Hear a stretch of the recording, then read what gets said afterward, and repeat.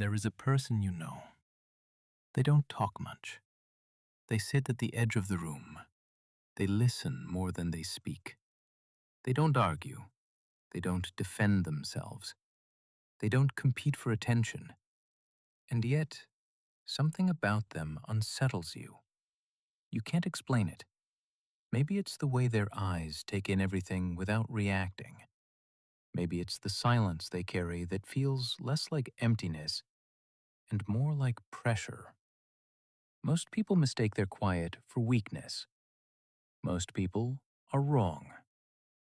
Friedrich Nietzsche, one of the most radical thinkers in human history, spent his entire life studying power. Not the loud, obvious kind, not the power of kings, armies, or politicians. The hidden kind. The kind that moves beneath the surface. The kind that never announces itself.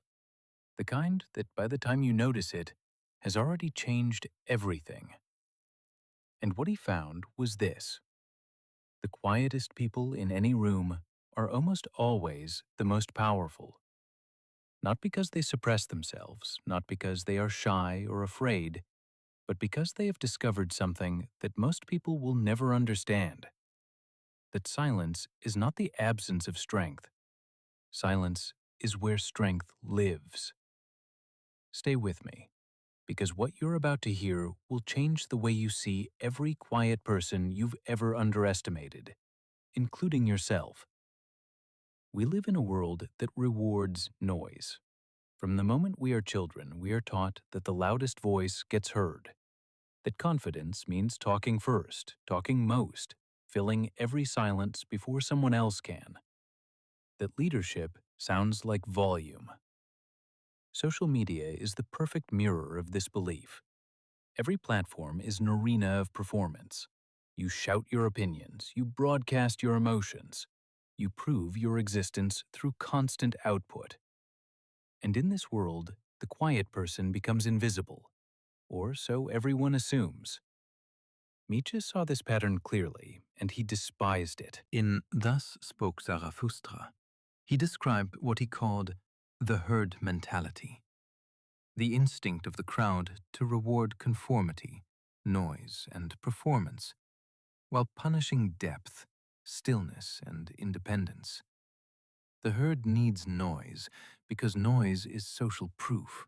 It says, I exist, I belong, I agree. But the person who doesn't need to prove their existence through noise, they terrify the herd. Why? Because they signal something the herd cannot tolerate: self-sufficiency. Nietzsche wrote, "The higher we soar, the smaller we appear to those who cannot fly." The quiet person has, consciously or not, already detached from the approval mechanism that controls most people. They don't need the room's validation. They don't need to win the argument. They don't need to be seen every moment. And when you remove the need for approval from a person, you remove the primary lever that society uses to control them. You cannot manipulate someone who doesn't need your applause. You cannot pressure someone who is comfortable with silence. You cannot destabilize someone who has already made peace with being misunderstood. This is the first and most important truth Nietzsche gives us. Quiet people are not waiting to speak. They are waiting because they have already decided that most conversations are not worth their energy. And that is not weakness. That is an extraordinary form of power. The power to choose. Here is what people fundamentally misunderstand about silence. They assume that because a quiet person isn't speaking, nothing is happening, that the quiet person is passive, waiting, empty. The opposite is true. Nietzsche described a concept he called the will to power, and it is widely misunderstood. It is not about dominating other people. It is about the drive within every living thing to grow, create, and overcome. And the quiet person, more often than not, is running their will to power entirely inward. While others perform, the quiet person builds. While others explain themselves, The quiet person refines themselves. While the room is busy making noise, the quiet person is watching, processing, analyzing, assembling a picture of reality that is far more complete than anything the loudest voice in the room could construct. Think about the people throughout history who changed the world. Darwin didn't announce his theory of evolution at parties. He spent 20 years observing, questioning, and sitting with the discomfort of an idea that would overturn everything. Einstein was famously quiet and solitary. He described his best thinking as happening in long states of imaginative silence, what he called thought experiments. Nietzsche himself was intensely solitary. He walked for hours every day, alone, in the mountains. He wrote, "I am a forest, and a night of dark trees. But he who is not afraid of my darkness will find banks full of roses under my cypresses."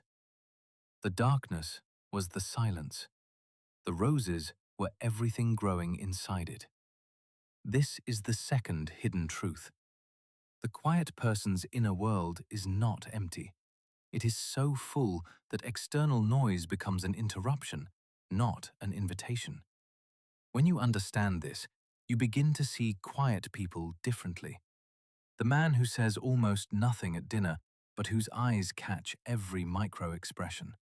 The woman who never dominates a meeting, but when she finally speaks, says the one thing no one else could see.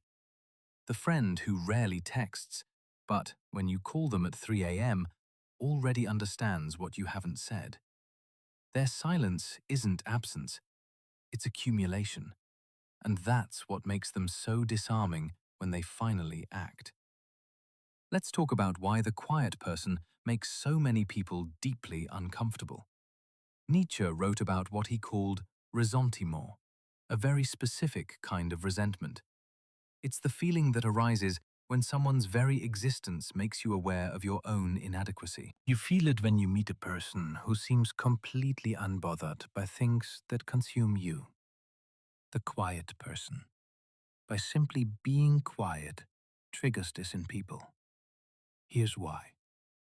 When someone is comfortable in silence, they are communicating something without a single word. I don't need to fill this space. I don't need your reaction. I am not performing for you. And that is profoundly threatening to people who are constantly performing. Because if you don't need their validation, then what does their validation actually mean? If you can sit in silence and appear complete, then what does that say about everyone frantically trying to seem complete through noise? The quiet person holds up a mirror, and most people don't like what they see. This is why quiet people are so often mislabeled. They get called arrogant because they don't scramble to make everyone comfortable. They get called cold because they don't leak emotion on demand. They get called mysterious because they reveal themselves on their own terms, not yours. They get called dangerous, and on this one, the crowd is actually right. But not dangerous in the way they mean, not threatening, not harmful. Dangerous in the Nietzschean sense, dangerous to the illusions that keep the social order running. The illusion that status is real. The illusion that social approval is necessary. The illusion that you must explain yourself to belong. The quiet person's very existence challenges all of this, and people can feel it, even when they can't name it. Nietzsche wrote, "The most spiritual human beings, assuming they are the most courageous, also experience by far the most painful tragedies. But it is precisely for this reason that they honor life, because it brings against them its most formidable weapons." The quiet person has often been through something that burned away the need for performance. a loss, a failure, a long night of the soul that most people never reach. And what came out the other side was not bitterness, but stillness. And nothing unnerves a noisy world like someone who has found stillness. There is one specific quality of quiet people that most people misread, and it is perhaps the most powerful thing about them: their patience. The loud person responds immediately. They react, they defend, they counterattack. Every perceived slight must be answered. Every challenge must be met in the moment. This feels powerful. It looks dominant. But Nietzsche understood something that most people miss. The person who reacts immediately is being controlled by the moment. They have handed their power to whoever provoked them. The quiet person responds later, or not at all. And that gap, that silence between provocation and response, is where real power lives. Nietzsche described what he called the nobility of the slow reaction. In Beyond Good and Evil, he wrote about the noble type of person who, unlike the reactive type, does not need to immediately process the world through others' opinions. They are the origin of their own values. They act rather than react. Think about how devastating the silence of a quiet person can be in a conflict. Someone shouts, insults, tries to provoke. The loud person shouts back. The quiet person says nothing, holds the gaze, or simply walks away. Who lost power in that exchange? The one who screamed lost it the moment they screamed. They showed exactly how to move them. They revealed the button. They let you see the mechanism. The quiet person revealed nothing, and the one who reveals nothing cannot be played. This patience extends far beyond conflict. It extends into life strategy. The quiet person rarely announces their plans. They don't tell you what they're building before it's built.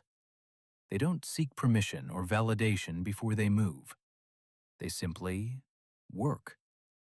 And then, one day, the work exists, and there is nothing to argue about anymore. Nietzsche himself warned, "One must not let oneself be deceived. Great spirits are skeptical.